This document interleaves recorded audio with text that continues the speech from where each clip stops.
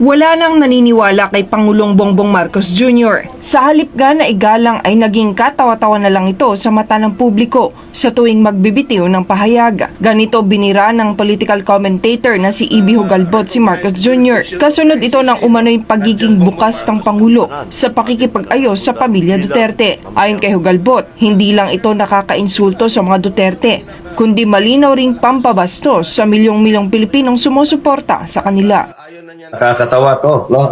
Mga kababayan, Jade and Admar. Kasi nga, sino ba naman ang siraulo na makikipagbati sa isang tao na wala nang ginawa kundi persecute ang iyong pamilya, ang iyong mga kaalyado, lalong-lalo na yung tatay mo ay pinakidnap at nandun ngayon nga nakakulong sa isang foreign court or foreign detention facility being tried, no? Well, not in fact tried yet, no? By a foreign entity. This is not just rhetoric. This is a blatant insult, no, to the intelligence of the Dutertes, their allies, and their supporters, no?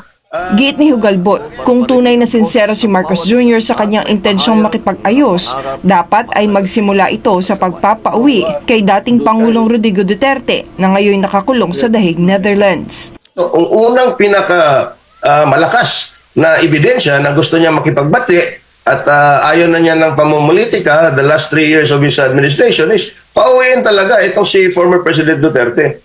Dagdag pa ni Hugalbot, halos wala ng Pilipinong naniniwala sa mga pahayag ni Marcos Jr. dahil lantaran na anya ang pagkakaiba ng kanyang mga sinasabi sa aktwal na ginagawa ng kanyang administrasyon. Yung ICC, sabi niya, we will not recognize the jurisdiction of the ICC, no? Not just Bongbong Marcos, but even his cabinet secretary. Say, anong ginawa nila? Talagang pinakidnap si former President Duterte. Pangalawa, ayaw niya ng impeachment. Ayaw daw niya ng impeachment. Pero tinuloy pa rin on February 5 in a very, very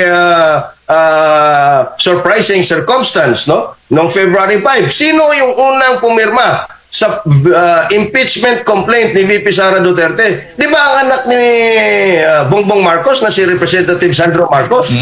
So, talagang wala nang maniniwala ng mga sinasabi nitong si Bongbong Marcos. I'm so sorry. Giit ni Hugalbot, kung nais ni Marcos Jr. na muling pagkatiwalaan ng publiko, dapat ay magsimula ito sa mga konkretong aksyon at hindi sa paulit-ulit na pahayag na taliwas naman sa kanyang ginagawa. Ito si Jane Codnita, inyong citizen correspondent, nag-uulat para sa Diyos at sa Pilipinas nating mahal.